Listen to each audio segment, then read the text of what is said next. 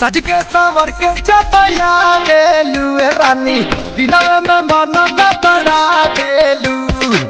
राती में सपना तू अपना देखा के हमरा के कहे तू बना गेलू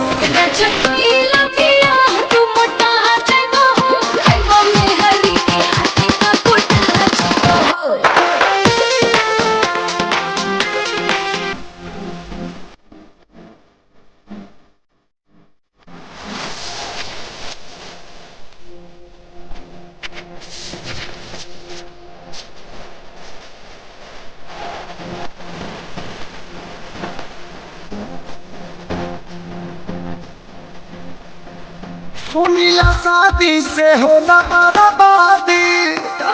दिनों दिन बढ़ता आबादी मर्द के मान हम पिछलिए नु जाना और हिला लोट जब के पछताला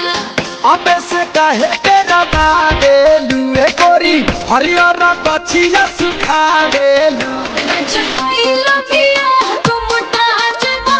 खाइबो में हरी के हाथी का कोटा जगो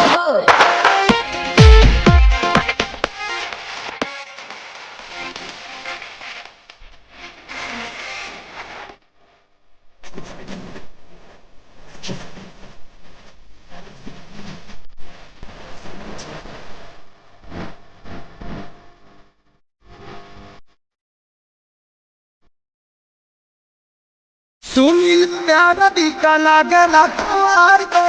मेरी कमरे मर्द रही चौधार में